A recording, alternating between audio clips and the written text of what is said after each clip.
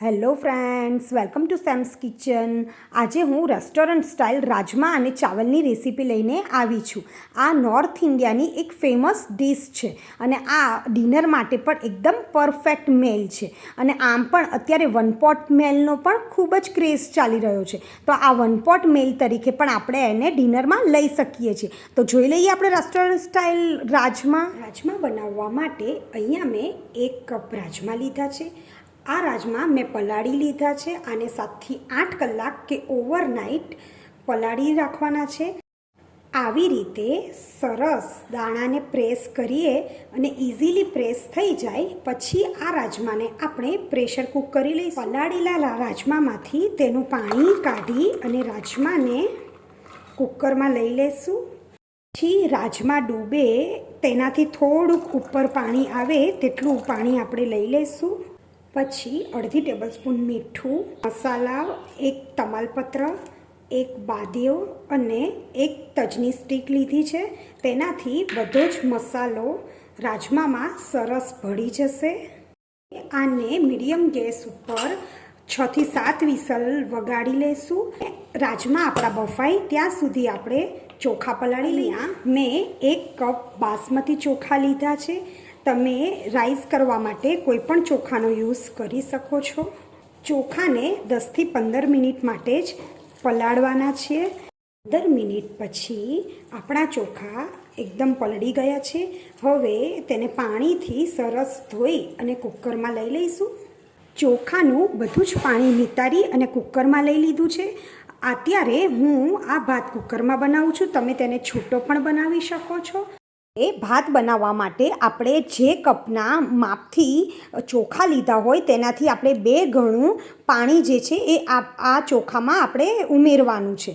અને 2 ગણા પાણીથી આપણા ભાત એકદમ છૂટા રેડી થઈ જશે. પછી તેને મીડિયમ ગેસની ફ્લેમ ઉપર 3 વિસલ વગાડી લઈશું એટલે આપણા ભાત એકદમ તૈયાર થઈ જશે. રાજમા માટે ગ્રેવી તૈયાર કરી લઈએ. તો તેના માટે મેં 3 ટેબલસ્પૂન તેલ અને 1 ટેબલસ્પૂન ઘી લીધું છે. તેલ અને ઘી ગરમ થવા દઈશું. હવે સહેજ તેલ ગરમ થાય એટલે આપણે 1 ચપટી જેટલી હિંગ ઉમેરી દઈશું અને તેના સાથે આદુ, મરચાં અને લસણની પેસ્ટ ઉમેરી લઈશું. આદુ, મરચાં અને લસણ સહેજ સતળાય પછી તેમાં આપણે એકદમ ઝીણી સુધારેલી ડુંગળી 2 નંગ લીધી છે મોટી એ ઉમેરી દઈશું. ડુંગળીને પણ આપણે સહેજ ગુલાબી એટલે કે સહેજ કલર બદલાય તેટલી આપણે એને સાતળી લઈશું. 2 થી 3 મિનિટ જેવો ડુંગળીને સતળાતા ટાઈમ લાગશે. 3 મિનિટ પછી જોઈ શકાય છે કે ડુંગળી આપણી સહેજ ગુલાબી થઈ ગઈ છે.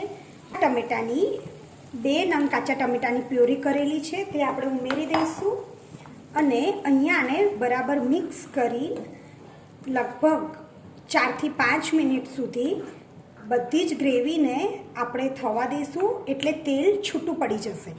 તેલ છૂટું પડે ત્યાં સુધી આપણે આ ગ્રેવીને સાતળવા દઈએ. લગભગ 4 મિનિટ પછી જોઈ શકાય છે કે તેલ એકદમ સરસ ઉપર આવી ગયું છે. હવે આ ગ્રેવીમાં આપણે મસાલા કરી લઈએ.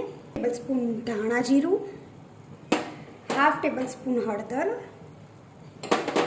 1.5 ટેબલસ્પૂન કાશ્મીરી મરચું, અહીંયા કાશ્મીરી મરચું થોડું વધારે લીધું છે અને 1 ટેબલસ્પૂન ગરમ મસાલો. અહીંયા તમે છોલે મસાલો પણ યુઝ કરી શકો છો. આ બધું બરાબર મિક્સ કરી લઈએ. ફરી પાછું એને 1 મિનિટ માટે કૂક થવા દેશું જેથી ગ્રેવી અને મસાલો એકદમ સરસ મિક્સ થઈ જાય.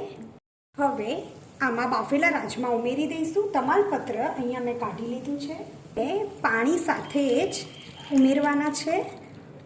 અત્યારે આપણે રાજમાને રાઈસ સાથે સર્વ કરીએ છીએ એટલે આપણે રસો વધારે જોઈશે એટલે થોડું પાણી અંદર વધારે જ રાખેલું છે. જો તમારે પરોઠા સાથે સર્વ કરવા હોય તો તમે ઓછો રસો પણ કરી શકો છો. અહીંયા રાજમામાં મીઠું નાખેલું છે એટલે ટેસ્ટ કરીને જરૂર લાગે તો જ મીઠું ઉમેરવાનું. મીડિયમ ફ્લેમ ઉપર રાજમાને 5 મિનિટ માટે ગ્રેવી સાથે કૂક થવા દઈશું. 5 મિનિટ પછી આપણું તેલ એકદમ ઉપરની સાઈડ આવી ગયું છે. એમાં કોથમીર ભભરાવી લઈએ. સરસ લાગશે. કોથમીર ભભરાવી અને બધું એકદમ સરસ મિક્સ કરી લઈએ. ફ્લેમને બંધ કરી અને આપણે રાજમા સર્વ કરી દઈશું. તમે જોઈ શકો છો કે આપણા ગ્રેવીવાળા રાજમા એકદમ સરસ રેડી છે. એકદમ સરસ રેસ્ટોરન્ટ સ્ટાઇલ રાજમાને હવે આપણે સર્વ કરી લઈએ. આપણા રાઈસ પણ રેડી છે. હવે ગરમા ગરમ રાજમાને પણ આપણે સર્વ કરી લઈએ. સાંજે ડિનરમાં એકદમ સરસ છે અને આ રાજમા ચાવલ જો બનાવશો તો એકદમ ટેસ્ટી અને રેસ્ટોરન્ટ જેવા જ લાગશે.